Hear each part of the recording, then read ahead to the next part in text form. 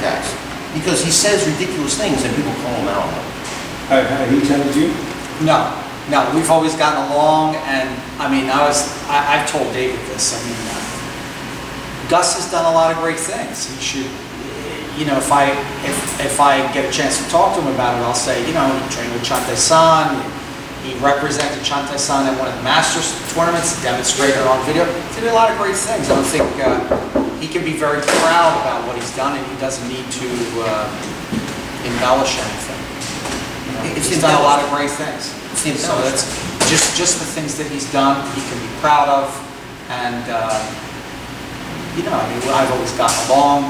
When he opened his school, Chante-san asked me to go there and help. I went and helped. I was there for him. Chante-san did a bunch of really crazy things, you know, rode on Gus's back. Because I don't know if you remember, Gus was at that time supposedly going through some bad luck. So Chante-san did all this, you know, feng shui. I don't know if you guys know about feng shui. In America now, you know, they do geomancy, which is, you know, placement. But real feng shui, Chinese feng shui, is actually like shamanistic rituals. It's almost like magic. It's like magic. So Chante-san did the whole 9 yards, you know, the full treatment, full body treatment. And yeah, I went and I helped out. We've always gotten along. So I don't really understand the need to embellish or the need to stretch if you know, if that's what's going on. But enough of the jiu-jitsu and stuff and going back and forth, is there any way possible that you guys reconcile this? Well, I mean, I'm just asking. You can, you know, I told Novell about the fight, right? If he wanted to fight me, he had numerous opportunities. Doesn't want to fight me. So, you know, when he's talking about fighting is ridiculous because, you know, if he wanted to do it, he would have done it. I never had a problem with it. Another problem I have with him is, after all this talking and everything, right?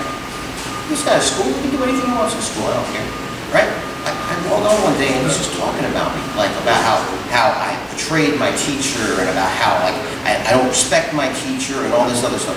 First of all, I was with my teacher almost to the day that he died. Right? At a certain point, he got sick and he was in the hospital.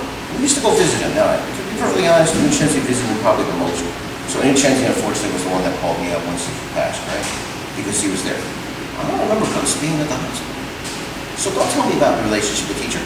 I speak Chinese. I used to live in Washington, D.C. at one point. I was there for 3 years. Because I could write Chinese, I used to write my teacher letters. I had a very good relationship with my teacher. As far as my school, I've had my school for a long time. Sifu, when he was active before he got sick, he was in my school. Gus says, oh, you train fighters. Like, that's a bad thing. My teacher was here when I was training fighters. He never had a problem with training fighters. He always thought it was cool. Good. You say Gus had a problem with you? Gus says, like, I'm a sellout because I train fighters, because I don't do forms anymore. No. Now, if you look, there's a plaque over there, right? It's in blue. Yeah. Right? If you read that plaque, it says C.G. Hao Sanda, right? C.G. Hao is Lion's Roar. Now, like I said, there's Llama, there's Top God, there's White Crane, but they all came from Lion's Roar. And the interesting thing, you know this, right, is that our teacher didn't study with one teacher. He studied with a lot of teachers. And one of the things that was unique about, he used to like to use the Llama Pai name, but really he had Top God training, he had White Crane training.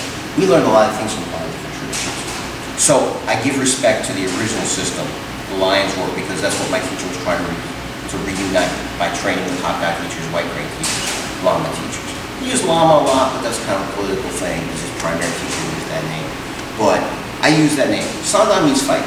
So what I teach is the fighting of the Lion's Roar. You know, I took the things that my teacher taught, the theories and the techniques, and I wanted to see them work. So I put them in things like Sanda, I put them in things like boxing, like the Golden Gloves, I put them in things like Muay Thai, I put them in things like MMA. Gus says, oh, you know, because you're not teaching forms and you're not like using uniforms, like you're selling out. I'm selling out. I took my teacher's system and made it work. I think, and when my teacher was alive, he never had a problem with that. Whether that, maybe in Gus's mind, you know, he thinks he's being like the hero or the savior or something. But that's not his place. That was his teacher's place. And I had a relationship with our teacher, and he didn't have a problem with it, so why should Gus have a problem with it? I don't have a problem with Gus. Gus has a problem with me. But when it comes to truth, I don't care who it is. I always call people on truth. That's my reputation in the community. I don't care who you are, I don't care if you're Chinese and you're a quote-unquote master. If you do something that's not cool or not correct, I will call you on it. I'm famous for that. A lot of people say I'm not respectful in that way, because I'm not like a Confucian. You know, in Chinese society, if somebody's older than you or higher placed than you, you're not supposed to say it. I'm an American. I say it like it is. If somebody like does something that's messed up, I call it what it is. It's not disrespect. You know, the disrespect was if you love it. Like I said, if Gus right now changes his website, right, and I'll tell you something funny, go on Gus's website and read all the stuff that he put up there about the system. You know who wrote all that stuff? I did. I published more than 50 articles on Chantai-san and the system, and Chenzi helped me. As a matter of fact, I sent you a copy of it, right? When Inside Kung Fu ran the cover story on Sifu. Sifu wrote the article, and Chenzi and I translated it. I remember that, right? I wrote tons of stuff. Now, I don't mind that my training brothers took that information and then put it on their websites, because that's the history and the theory and everything. But first, you don't cite me, so that's kind of like plagiarism.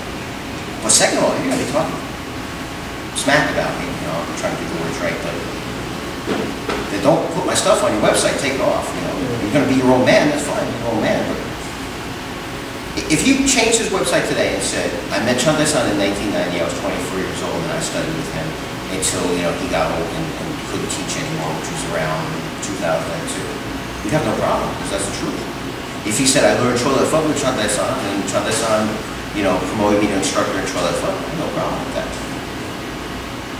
The stuff that he always embellishes. There's a clip on the internet we took out of this, vision clip, right? He says he studied Thai boxing at 10 years old. Never seen any evidence of that. Why would you say that if it's not true? Not only that, like, technically speaking, that would be 1976. I don't think there was a Thai boxing school in Europe in 1976, because there's a very famous teacher named Phil Nurse. He was the first Thai boxing teacher. He came here in the 80s. Lou Neglia, the big promoter who does MMA shows now, he was doing kickboxing shows. He was the first person to promote Muay Thai, and that's because when Phil came here, Phil said, I want to put my people up and do Thai boxing. Before that, they were doing American kickboxing all over the place. So, I'm not convinced how could you learn Thai boxing at 10? No, I don't see evidence in Thai boxing. You don't know how to clinch, you don't know how to lock the knees. Oh yeah. He says, I don't know, it bothers me when, for example, when he had the argument with Dale Frank, one of the reasons that it really heated up was, Dale Frank says, you strike me as, he said this to us, he says, you strike me as a fraud, so I bet your teacher was a fraud. Because when you say ridiculous things, he says, I have a black belt in jiu-jitsu, and Dale Frank goes, well, I'm a black belt in jiu-jitsu. So, but you don't sound like you know jiu-jitsu. Yeah, I know jiu-jitsu, I know more better than you. And I'll break your arms, I'll break your legs, and I'll break your neck. And he starts all this argument, and then Dale Frank starts going after my teacher. So I contacted Dale individually, and I said, please understand, don't speak badly of my teacher. Just because one person says silly things or starts an argument with you, don't speak badly about my teacher. We have respect for other arts. My teacher taught me respect. That's why I went and studied other things. Chantai-san did a lot of different kinds of Kung Fu. He also did Judo. He also did Western boxing. He never said, only Chinese or only my system. That's not what we're about. All right, so moving forward, what do you want to accomplish now?